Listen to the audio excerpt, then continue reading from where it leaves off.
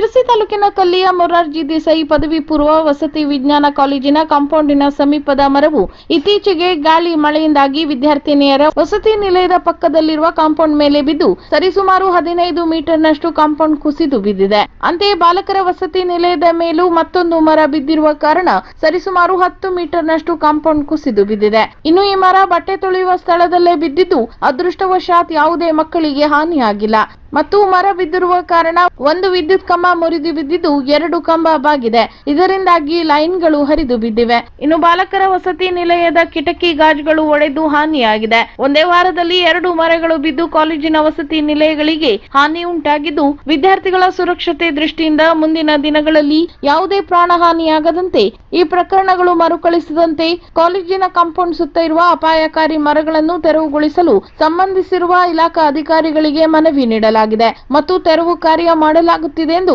ಕಾಲೇಜಿನ ಪ್ರಾಂಶುಪಾಲರಾದ ಈಶ್ವರಲ್ ಅವರು ತಿಳಿಸಿದ್ದಾರೆ.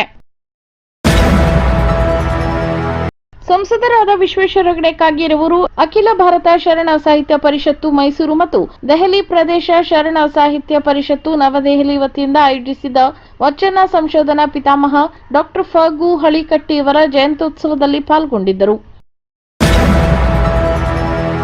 ಬುಧವಾರದಂದು ಸುರಿದ ಭಾರೀ ಗಾಳಿ ಮಳೆಗೆ ಸಂತೊಳ್ಳಿ ಗ್ರಾಮದ ನೀಲಮ್ಮ ಚಂದ್ರಶೇಖರಯ್ಯ ಹಿರೇಮಠಿಯವರ ವಾಸ್ತವ್ಯದ ಮನೆಯ ಒಂದು ಗೋಡೆ ಸಂಪೂರ್ಣವಾಗಿ ಕುಸಿದು ಬಿದ್ದಿದೆ. ಇದರಿಂದಾಗಿ 90,000 ರೂಪಾಯಿ ಅಂದಾಜು ಹಾನಿಯಾಗಿದ್ದು ಯಾವುದೇ ಜೀವ ಹಾನಿಯಾಗಿಲ್ಲ ಎಂದು ತಿಳಿದು ಬಂದಿದೆ.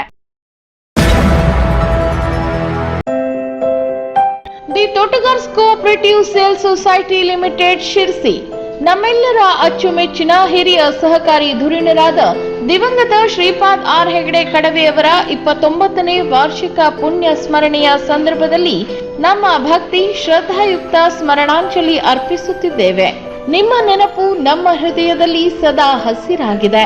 ನೀವು ನೀಡಿದ ದಾರಿ ದೀಪದ ಬೆಳಕಿನಲ್ಲಿ ನಿಮ್ಮ ಕನಸುಗಳನ್ನು ನನಸಾಗಿಸುವತ್ತ ಸಾಗುತ್ತಿರುವ the Totgars cooperative sales society limited Sirsi, Mundaganamane ಸೇವಾ ಸಹಕಾರಿ ಸಂಘ ನಿಯಮಿತ ಮುಂಡಗನಮನೆ, ಸೋಂದಾ ಸೇವಾ ಸಹಕಾರಿ ಸಂಘ ನಿಯಮಿತ ಸೋಂದಾ, ಸಾಲ್ಕಣಿ ಸೇವಾ ಸಹಕಾರಿ ಸಂಘ, Hulagol rural development cooperative sales society Targod, Hulikal ಸೇವಾ ಸಹಕಾರಿ ಸಂಘ, ತೋಟಗಾರರ ಸೇವಾ ಸಮಿತಿ ಶಿರಸಿಯ TSS, Shripad Hegde Kadave institute of medical science, the central coop wholesale stores limited Sirsi, ವ್ಯವಸಾಯ ಸೇವಾ ಸಹಕಾರಿ ಸಂಘ ನಿಯಮಿತ ಹೀಪನಹಳ್ಳಿ, ಇಟಗುಳಿ ಸೇವಾ ಸಹಕಾರಿ ಸಂಘ ಇಟಗುಳಿ, ವ್ಯವಸಾಯ ಸೇವಾ ಸಹಕಾರಿ ಸಂಘ ನಿಯಮಿತ ಉಮ್ಮಚ್ಚಿಗಿ, ಹಾಸಣಗಿ ಸೇವಾ ಸಹಕಾರಿ ಸಂಘ ನಿಯಮಿತ ಶ್ರೀ ವಿಜಯಲಕ್ಷ್ಮಿ ಸೌಹಾರ್ದ ಸಹಕಾರಿ ನಿಯಮಿತ ಶಿರಸಿ, ಶ್ರೀಪಾದ್ ಹೆಗಡೆ ಕಡವೆ ವಿದ್ಯಾರ್ಥಿ ನಿಲಯ ಶಿರಸಿ, ವ್ಯವಸಾಯ ಸೇವಾ ಸಹಕಾರಿ ಸಂಘ ನಿಯಮಿತ ಬಿಸಿಲಕೊಪ್ಪ, ಶ್ರೀ ಮಲ್ಲಿಕಾರ್ಜುನ ವ್ಯವಸಾಯ ಸೇವಾ ಸಹಕಾರಿ ಸಂಘ ನಿಯಮಿತ ಬಾಳೆಸರ,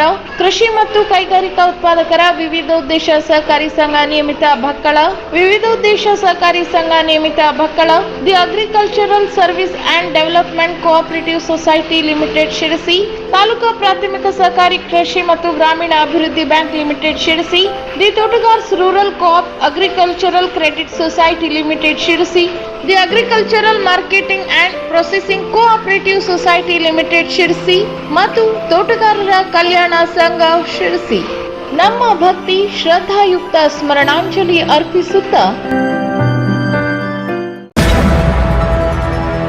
ಮಂಗಳವಾರದಂದು ತಂಡಗುಂಡಿ ಗ್ರಾಮ ಪಂಚಾಯತ್ ವ್ಯಾಪ್ತಿಯ ಹಂದ್ಯಾನೆ ಮಠ ನಿವಾಸಿಯಾದ ವೆಂಕಟರಮಣ ಗಣಪತಿ ಹೆಗಡೆ ಅವರ ಅಡಿಗೆ ಮನೆ ಹಾಗೂ ಬಚ್ಚಲು ಮನೆಯ ಮೇಲೆ ಮರ ಬಿದ್ದು ಹಾನಿಯಾಗಿದೆ. ಇನ್ನು ವಿಷಯ ತಿಳಿಯುತ್ತಿದ್ದಂತೆ ಪಂಚಾಯತ್ ಅಧ್ಯಕ್ಷರಾದ ಶ್ರೀಮತಿ ಪದ್ಮಾವತಿ ಮಾಬ್ಲೇಶ್ವರ ಗೌಡ ಹಾಗೂ ಪಂಚಾಯತ್ ಅಭಿವೃದ್ಧಿ ಅಧಿಕಾರಿಗಳು ಸ್ಥಳಕ್ಕೆ ತೆರಳಿ ಪರಿಶೀಲಿಸಿ ಗ್ರಾಮಾಡಳಿತ ಅಧಿಕಾರಿಗಳ ಮುಖಾಂತರ ತಹಶೀಲ್ದಾರ್ ಅವರಿಗೆ ಹಾನಿಯ ವರದಿಯನ್ನು ತಿಳಿಸಿದ್ದಾರೆ.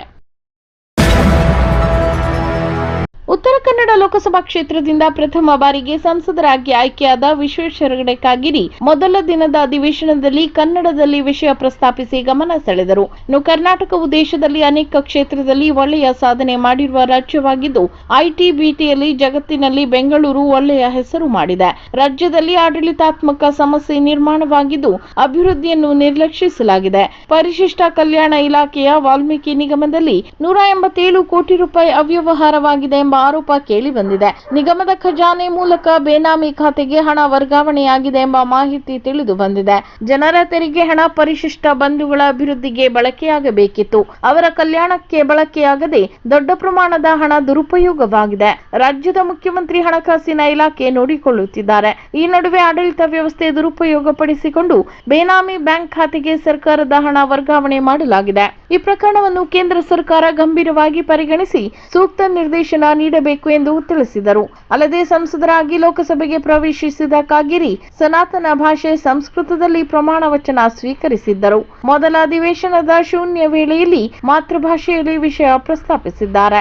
ನಮ್ಮ ಬಂಧುಗಳಿಗೆ ಅವರ ಕಲ್ಯಾಣಕ್ಕೋಸ್ಕರವಾಗಿ ಇದು ಬಳಕೆ ಆಗಬೇಕಾಗಿತ್ತು. ಆದರೆ ಇದು ಅವರಿಗೆ ಬಳಕೆಯಾಗದೆ ಬೇನಾಮಿ ಖಾತೆಗಳಿಗೆ ಇಷ್ಟು ದೊಡ್ಡ ಪ್ರಮಾಣದ ಹಣ ಅದು ಅಲ್ಲಿಗೆ ದುರುಪಯೋಗ ಆಗಿರೋದ್ರಿಂದ ಇದು ಪರಿಶಿಷ್ಟ ಸಮಾಜದ ಬಂಧುಗಳ ಕಲ್ಯಾಣ ಚಟುವಟಿಕೆಗಳಿಗೆ ಬಹಳ ತೊಂದರೆ ಆಗಿದೆ. ಆ ಹಿನ್ನೆಲೆಯಲ್ಲಿ ಇದು ಮುಖ್ಯಮಂತ್ರಿಗಳೇ ಸ್ವತಃ ಹಣಕಾಸಿನ ಇಲಾಖೆಯನ್ನು ನೋಡಿಕೊಳ್ತಾ ಇದ್ದಾರೆ. ಹಾಗಾಗಿ ಇದು ಆಡಳಿತದ ಒಂದು ವ್ಯವಸ್ಥೆಯ ದುರುಪಯೋಗ ಆಗಿದೆ. ಯಾಕೆಂದರೆ ಟ್ರೆಜರಿ ಮೂಲಕವೇ ಇದು ಟ್ರಾನ್ಸ್ಫರ್ ಆಗಿದೆ ಅನ್ನುವಂಥ ಮಾಹಿತಿ ಸರ್ಕಾರವೂ ಇದನ್ನು ಒಪ್ಪಿಕೊಳ್ತಾ ಇದೆ. ಈ ಎಲ್ಲ ಹಿನ್ನೆಲೆಯಲ್ಲಿ ಮುಖ್ಯಮಂತ್ರಿಗಳೇ ಹಣಕಾಸಿನ ಇಲಾಖೆಯ ಸಚಿವರು ಆಗಿರೋದ್ರಿಂದ ಮತ್ತು ಬ್ಯಾಂಕ್ಗಳ ಮೂಲಕ ಇದು ಟ್ರಾನ್ಸ್ಫರ್ ಆಗಿರೋದ್ರಿಂದ ನಾನು ಕೇಂದ್ರ ಸರ್ಕಾರ ಇದನ್ನ ಗಂಭೀರವಾಗಿ ತೆಗೆದುಕೊಂಡು ಇದನ್ನ ಅಲ್ಲಿ ಆಡಳಿತ ಸುಧಾರಣೆ ದೃಷ್ಟಿಯಿಂದ ಸೂಕ್ತ ನಿರ್ದೇಶನವನ್ನ ಕೊಡಬೇಕು ಅಂತ ನಾನು ಆಗ್ರಹಿಸ್ತೇನೆ. ಮುನಗೋಡು ತಾಲೂಕಿನ ಮಳಗಿ ಧರ್ಮ ಜಲಾಶಯದಲ್ಲಿ ಈಜಾಡಲು ಹೋಗಿ ಯುವಕ ಕಾಣೆಯಾಗಿರುವ ಘಟನೆ ನಡೆದಿದೆ. ಮುಂಡಗೋಡಿನ ಮುಡುಸಾಲಿ ಗ್ರಾಮದ 20 ವರ್ಷದ ಶ್ರೀನಾಥ್ ಸೋಮಶೇಖರ್ ಹರಿಜನ್ ಕಾಣೆಯಾದ ಯುವಕನಾಗಿದ್ದು, ಪೊಲೀಸರೊಂದಿಗೆ ಮುಳುಗು ತಜ್ಞರು ಯುವಕನ ಶೋಧ ಕಾರ್ಯ ನಡೆಸುತ್ತಿದ್ದಾರೆ.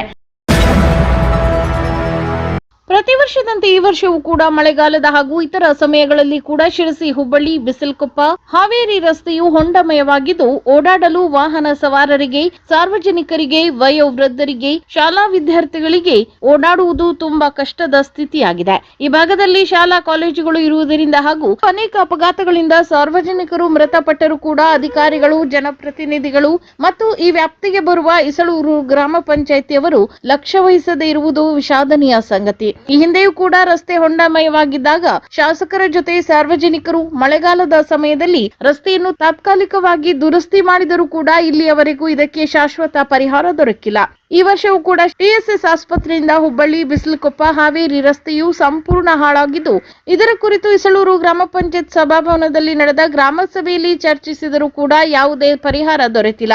ಹಾಗೂ ಚರ್ಚಿಸುವ ಸಮಯದಲ್ಲಿ ಇದಕ್ಕೆ ಸಂಬಂಧಪಟ್ಟ ಅಧಿಕಾರಿಗಳು ಗ್ರಾಮ ಸಭೆಯಲ್ಲಿ ಭಾಗವಹಿಸದೇ ಇರುವುದು ಒಂದು ದುರಾದೃಷ್ಟ ಸಂಗತಿಯಾಗಿದೆ. ಹಾಗೂ ಪಂಚಾಯತ್ ಅಭಿವೃದ್ಧಿ ಅಧಿಕಾರಿಗಳು ಸರಿಯಾದ ಉತ್ತರ ನೀಡದಿರುವುದು ಸಹ ವಿಷಾದನೀಯವಾಗಿದೆ. ಇನ್ನು ಇದರ ಕುರಿತು ಪಿಡಬ್ಲ್ಯೂ ಅಧಿಕಾರಿಗಳನ್ನು ದೂರವಾಣಿ ಮೂಲಕ ಸಂಪರ್ಕಿಸಿದಾಗ ಇದು ನಮ್ಮ ವ್ಯಾಪ್ತಿಗೆ ಬರುವುದಿಲ್ಲ, ರಾಷ್ಟ್ರೀಯ ಹೆದ್ದಾರಿ ಅಧಿಕಾರಿಗಳಿಗೆ ಬರುತ್ತದೆ ಎಂದು ತಿಳಿಸಿದ್ದಾರೆ. ಇದುವರೆಗೂ ಯಾರೂ ಕೂಡ ಸ್ಪಂದಿಸದೇ ಇರುವುದರಿಂದ ನಾವುಗಳು ತಾತ್ಕಾಲಿಕವಾಗಿ ರಸ್ತೆ ಹೊಂಡಗಳನ್ನು ಮುಚ್ಚಲು ಜುಲೈ 28 ರವಿವಾರ ಬೆಳಿಗ್ಗೆ 9 ಗಂಟೆಯಿಂದ ಚಿಪಗಿ ಪೊಲೀಸ್ ನಾಕಾದಿಂದ ಬಿಸಿಲಕೊಪ್ಪದವರೆಗೆ ಶ್ರಮದಾನ ಮೂಲಕ ರಸ್ತೆಯ ಗುಂಡಿಗಳನ್ನು ಮುಚ್ಚಲು ಉದ್ದೇಶಿಸಲಾಗಿದೆ.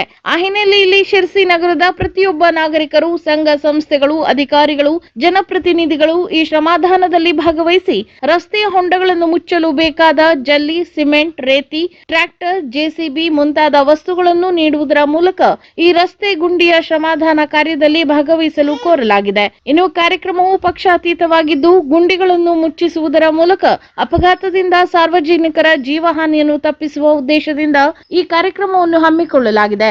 ಆದ್ದರಿಂದ ತಾವೆಲ್ಲರೂ ಭಾಗವಹಿಸಬೇಕಾಗಿ ಈ ಮೂಲಕ ಕೋರಿಕೊಳ್ಳುತ್ತೇನೆ ಎಂದು ಉತ್ತರ ಕನ್ನಡ ಜಿಲ್ಲಾ ಆಟೋ ಚಾಲಕ ಮಾಲಕರ ಕ್ಷೇಮಾಭಿವೃದ್ಧಿ ಸಂಘದ ಉಪಾಧ್ಯಕ್ಷರು ಹಾಗೂ ಶಿರಸಿಯ ಶ್ರೀ ಮಾರಿಕಾಂಬಾ ಆಟೋ ಚಾಲಕ ಮಾಲಕರ ಸಂಘದ ಅಧ್ಯಕ್ಷರಾದ ವಿಶ್ವನಾಥ್ ಗೌಡ ಅವರು ತಿಳಿಸಿದ್ದಾರೆ.